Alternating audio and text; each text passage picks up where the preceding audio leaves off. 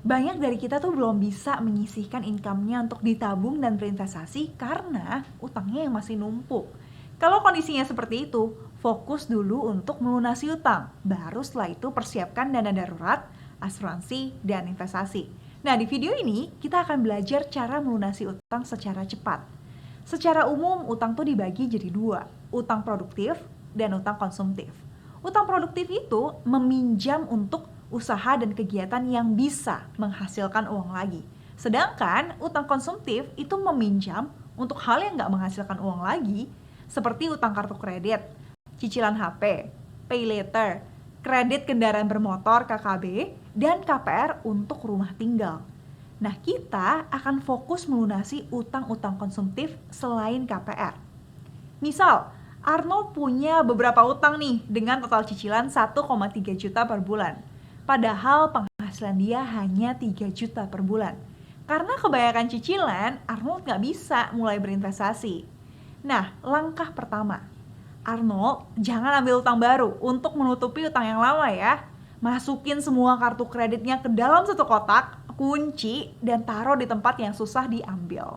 Kedua, bikin budget yang jelas dan praktekkan. Untuk bulan-bulan pertama, Arnold hidup dulu deh sehemat-hematnya dan fokus lunasi utang. Misal, alokasikan 40-50% dari gaji atau 1,5 juta untuk bayar cicilan. 5-10% ditabung untuk dana darurat dan sisanya untuk hidup. Nggak perlu asuransi dan investasi dulu. Kemudian ketiga, ada dua cara untuk melunasi utang. Satu, namanya debt snowball method. Fokus lunasi utang dengan cicilan terkecil. Balik lagi ke Arnold, dia punya 3 utang dan cicilan terkecil adalah pay later 200.000. Jadi, budget 1,5 juta untuk bayar cicilan dialokasikan untuk semua cicilan sesuai batas minimum dan bayar berlebih untuk yang pay later. Keunggulan dari cara debt snowball ini, kita tuh lebih puas dan termotivasi karena cicilan kecil tuh lebih cepat untuk dilunasi. Cara yang kedua adalah debt avalanche method. Fokus lunasi utang dengan persentase bunga terbesar. Kalau di buku utang Arnold, kartu kredit punya bunga tertinggi tuh di 25% per tahun. Jadi, budget 1,5 juta untuk bayar cicilan dialokasikan untuk semua cicilan sesuai batas minimum dan bayar berlebih untuk yang kartu kredit dengan bunga tertinggi itu. Keunggulan dari cara debt avalanche method ini membuat kita tuh membayar bunga yang lebih rendah.